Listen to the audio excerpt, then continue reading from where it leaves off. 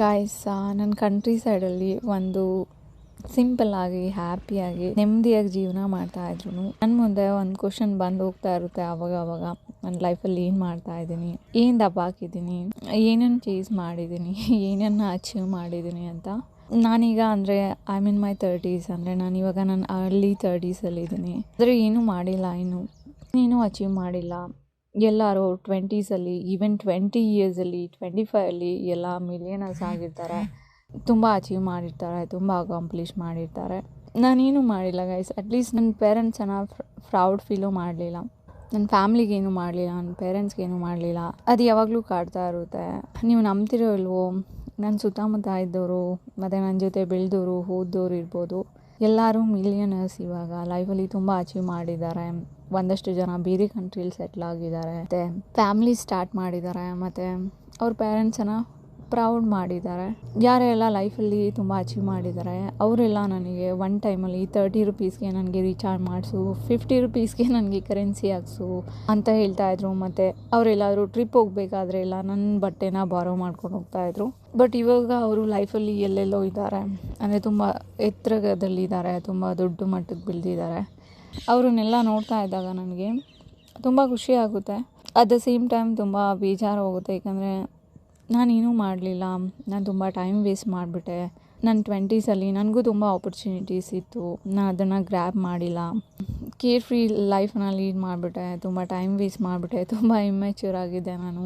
ಇದನ್ನೆಲ್ಲ ನೆನೆಸ್ಕೊಂಡ್ರೆ ನನಗೆ ತುಂಬ ಬೇಜಾರಾಗುತ್ತೆ. ಅಂದರೆ ಎಲ್ಲರಿಗೂ ಅಷ್ಟೇ ಅವ್ರ ಲೈಫಲ್ಲಿ ಒಂದು ಸ್ಟೇಜಿಗೆ ಬಂದಮೇಲೆ ಎಲ್ಲ ರಿಯಲೈಸ್ ಆಗುತ್ತಂತೆ. ಸೊ ಹಾಗೆ ನನಗೆ ಇಲ್ಲಿಗೆ ಬಂದಮೇಲೆ, ಆ ಸಿಟಿ ಬಿಟ್ಟು ನನ್ನ ಹೋಮ್ ಟೌನಿಗೆ ಬಂದಮೇಲೆ ತುಂಬ ರಿಯಲೈಸ್ ಆಗ್ತಿದೆ.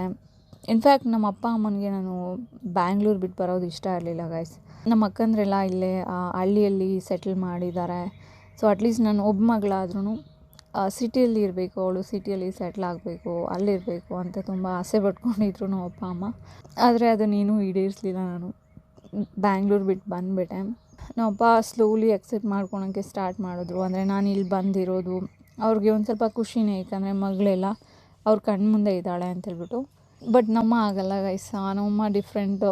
ನಮ್ಮಮ್ಮ ಇವಾಗಲೂ ತುಂಬ ಬೈತಾ ಇರ್ತಾರೆ, ನೀನು ಬ್ಯಾಂಗ್ಳೂರಲ್ಲಿದ್ದಾಗ ಚೆನ್ನಾಗಿದ್ದೆ, ಅಲ್ಲಿದ್ದಾಗ ತೆಳ್ಳಗಿದ್ದೆ, ಬೆಳ್ಳಗಿದ್ದೆ, ಮತ್ತು ಎಲ್ಲ ಕೆಲಸ ಆನ್ ಟೈಮಿಗೆ ಮಾಡ್ತಿದ್ದೆ, ಇಲ್ಲಿ ಬಂದು ತುಂಬ ಮಂಕ್ ಆಗಿಬಿಟ್ಟಿದ್ಯಾ, ಯಾವ ಕೆಲಸಗಳು ಆನ್ ಟೈಮ್ಗೆ ಮಾಡಲ್ಲ, ಮತ್ತು ಸರಿಯಾಗಿ ನೀನು ಸ್ಕಿನ್ ಕೇರ್ ಮಾಡ್ಕೊಳಲ್ಲ, ಹೇರ್ ಕೇರ್ ಮಾಡಲ್ಲ, ಹೆಂಗಂದರೆ ಹಂಗಿರ್ತೀಯ, ಒಂದೊಂದು ಸಲ ನೀನು ನನ್ನ ಮಗಳು ಅಂತ ಹೇಳ್ಕೊಳಕ್ಕೆ ಬೇಜಾರಾಗುತ್ತೆ ಅಂತ.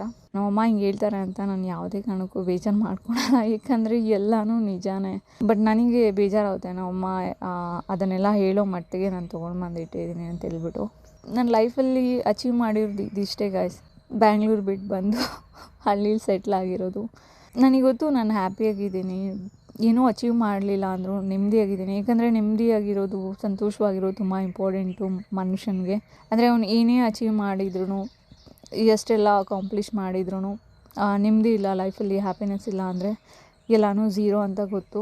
ಬಟ್ ಇನ್ನೊಂದು ಪ್ರೊಸ್ಪೆಕ್ಟಿವ್ ನೋಡಿದ್ರೆ, ಮನುಷ್ಯ ಏನಾದರೂ ಅಚೀವ್ ಮಾಡಬೇಕು, ಅಟ್ಲೀಸ್ಟು ನನ್ನ ಪೇರೆಂಟ್ಸ್ಗಾದರೂ ಪ್ರೌಡ್ ಫೀಲ್ ಮಾಡೋ ಥರ ಏನಾದರೂ ಮಾಡಬೇಕು. ಯಾಕಂದರೆ ನನ್ನ ಜೊತೆ ಇದ್ದವರು, ಸುತ್ತಮುತ್ತ ಇದ್ದವರೆಲ್ಲ ದರ್ ಗ್ರೋಯಿಂಗ್ ರ್ಯಾಪಿಡ್ಲಿ.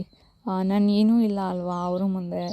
ನನ್ನ ಮೇಲೆ ನನಗೆ ಒಂದೊಂದು ಸಲ ತುಂಬ ಕೋಪ ಬರುತ್ತೆ. ನಾನು ತುಂಬ ಟೈಮ್ ವೇಸ್ಟ್ ಮಾಡಿಬಿಟ್ಟೆ. ನನ್ನ ಲೈಫಲ್ಲಿ ಏನಾದರೂ ಅಚೀವ್ ಮಾಡಬೇಕಾಗಿತ್ತು, ನಾನು ಏನಾದರೂ ದಬಾಗಬೇಕಾಗಿತ್ತು, ಬ್ಯಾಂಗ್ಳೂರಲ್ಲಿದ್ದಾಗ ಇಲ್ಲಿ ಬರಬಾರ್ದಾಗಿತ್ತು, ಅಂದರೆ ಏನಾದರೂ ಅಚೀವ್ ಮಾಡಿಬಿಟ್ಟು ಬರಬೇಕಾಗಿತ್ತು ಅಂತ ತುಂಬ ಬೇಜಾರಾಗುತ್ತೆ ನನಗೆ. ಯಾರೋ ನನಗೆ ಇನ್ಸ್ಟಾಗ್ರಾಮಲ್ಲಿ ಕ್ವಶನ್ ಎಲ್ಲ ಕೇಳಿದರು, ಅಂದರೆ ನೀವು ಸಿಟಿ ಲೈಫ್ ಬಿಟ್ಟು, ಒಂದು ಒಳ್ಳೆ ಜಾಬ್ ಬಿಟ್ಟು, ಪೊಸಿಷನ್ ಎಲ್ಲ ಬಿಟ್ಟು ನೀವು ಕಂಟ್ರಿ ಸೈಡಿಗೆ ಬಂದಿದ್ರಾ, ಸೆಟ್ಲ್ ಆಗಿದ್ರಾ, ನಿಮಗೆ ಜನ ಎಲ್ಲ ಕ್ರಿಟಿಸೈಸ್ ಮಾಡಲ್ವಾ ಅಂತ ಹೇಳ್ಬಿಟ್ಟು. ಜನ ಕ್ರಿಟಿಸೈಸ್ ಯಾವಾಗಲೂ ಮಾಡ್ತಾರೆ, ಬಟ್ ನಾನು ಹೇಗೆ ಅಂದರೆ I live like there is no people around me.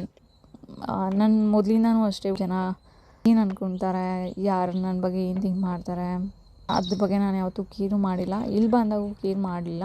But ನಮ್ಮಮ್ಮ ಎಲ್ಲ ನೋಟಿಸ್ ಮಾಡ್ತಾರೆ, ಜನ ಎಲ್ಲ ಹೆಂಗೆ ಟ್ರೀಟ್ ಮಾಡ್ತಾರೆ. ಸಿಟಿಯಲ್ಲಿದ್ದರೆ ಎಲ್ಲರೂ ತುಂಬ ರೆಸ್ಪೆಕ್ಟ್ ಮಾಡ್ತಾರೆ. ಅಂದರೆ ನೀವು ಒಂದು ದೊಡ್ಡ ಕಂಪನಿಯಲ್ಲಿ ಕೆಲಸ ಮಾಡ್ತಿದ್ದೀರಾ, ನೀವು ಪ್ರತಿದಿನ ಕೆಲ್ಸಕ್ಕೆ ಹೋಗಿ ಬರ್ತೀರಾ ಅಂದರೆ ನಿಮಗೆ ತುಂಬ ಮರ್ಯಾದೆ ಇರುತ್ತೆ. ನಾನು ಹೇಳ್ತಾ ಇರ್ತೀನಿ ಅದನ್ನೆಲ್ಲ ಕೇರ್ ಮಾಡಬೇಡ ಅಂತ. ಬಟ್ ನಮ್ಮಮ್ಮ ಓಲ್ಡ್ ಸ್ಕೂಲ್ ಗೈಸ್. ನಮ್ಮಮ್ಮ ಜನ ಹೆಂಗೆ ಹೇಳ್ತಾರೆ, ಏನು ಮಾತಾಡ್ತಾರೆ, ಅದು ಯಾವಾಗಲೂ ಕೇರ್ ಮಾಡೇ ಮಾಡ್ತಾರೆ. ಅದು ಅವ್ರ ಬ್ಲಡ್ಡಲ್ಲಿ ಬಂದುಬಿಟ್ಟಿದೆ. ಸೊ ನಾನು ಎಷ್ಟು ಹೇಳಿದ್ರು ಅವ್ರಿಗೇನು ಅನಿಸಲ್ಲ. ನಾನು ಇಲ್ಲಿ ಬಂದಮೇಲೇನು ಸುಮ್ಮನೆ ಕೂತ್ಕೊಂಡಿಲ್ಲ ಗಾಯ್ಸ್. ಏನಾದರೂ ನನ್ನ ಓನ್ ಟ್ರೈ ಮಾಡೋಣ, ಇಲ್ಲೇ ಏನಾದರೂ ಅಚೀವ್ ಮಾಡೋಣ, ಯಾವಾಗ ಬೇಕಾದರೂ ಏನು ಬೇಕಾದರೂ ಸ್ಟಾರ್ಟ್ ಮಾಡ್ಬೋದು, ಯಾವ ಏಜಲ್ಲಿ ಬೇಕಾದರೂ ಅಂತೇಳ್ಬಿಟ್ಟು ನಾನು ತುಂಬ ಟ್ರೈ ಮಾಡ್ತಾನೇ ಇದ್ದೀನಿ.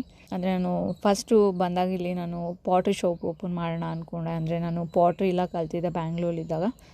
ನಾನು ಹಾಬಿಯಾಗಿ ತೊಗೊಂಡಿದ್ದೆ, ಬಟ್ ಇಲ್ಲಿ ಬಂದಮೇಲೆ ಅದೇ ಪ್ರೊಫೆಷನ್ ಆಗಿ ತೊಗೋಣ ಅಂದ್ಕೊಂಡೆ. ಆದರೆ ಅದೆಲ್ಲ ತುಂಬ ಕೆಲಸ ಇರುತ್ತೆ, ತುಂಬ ಸ್ಟ್ರೆಸ್ ಆಗುತ್ತೆ, ಫಿಸಿಕಲಿ ಬೇಡ ಅಂತೇಳ್ಬಿಟ್ಟು ಸ್ಮಾಲ್ದೊಂದು ಕಾಫಿ ಶಾಪ್ ಓಪನ್ ಮಾಡೋಣ ಅಂದ್ಕೊಂಡೆ. ಬಟ್ ಅದಕ್ಕೂ ಬಿತ್ತು, ಯಾಕಂದರೆ ಇಲ್ಲಿ ಕಾಫಿ ಶಾಪ್ ಎಲ್ಲ ವರ್ಕ್ ಆಗೋಲ್ಲ ಅಂತ. ಸೊ ಇವಾಗ ನಾನು ಬೇರೆ ಏನೋ ಡಿಸೈಡ್ ಮಾಡಿ ವರ್ಕ್ ಮಾಡ್ತಾಯಿದ್ದೀನಿ. ಅದು ಗೊತ್ತಿಲ್ಲ ಅದು ಎಲ್ಲಿ ತನಕ ನಾನು ತೊಗೊಂಡೋಗುತ್ತೆ ಅಂತೇಳ್ಬಿಟ್ಟು. ನಾನು ಏನಾದರೂ ಮಾಡಬೇಕು ಗಾಯ್ಸ್. ಈವನ್ ಕಂಟ್ರಿ ಸೈಡಲ್ಲೇ ಏನಾದರೂ ಮಾಡಿಬಿಟ್ಟು ನಮ್ಮ ಅಪ್ಪ ಅಮ್ಮನಿಗೆ ಪ್ರೌಡ್ ಫೀಲ್ ಮಾಡೋ ಥರ ಏನಾದರೂ ಮಾಡಲೇಬೇಕು ಅಂದ್ಕೊಂಡಿದ್ದೀನಿ. ಗೊತ್ತಿಲ್ಲ ಏನಾಗುತ್ತೆ ಅಂತ. ಯಾಕಂದರೆ ಯಾವಾಗಲೂ ನಾವು ಪ್ಲ್ಯಾನ್ ಮಾಡ್ದಂಗೆ ಹೋಗಲ್ಲ ಅಲ್ವಾ. ನಮ್ಮದೇ ಒಂದು ಪ್ಲ್ಯಾನ್ ಇದ್ದರೆ ದೇವ್ರದ್ದೇ ಒಂದು ಪ್ಲ್ಯಾನ್ ಇರುತ್ತಂತೆ. ಆದರೂ ಒಂದು ಟ್ರೈ ಮಾಡ್ತಿದ್ದೀನಿ ಗೈಸ್.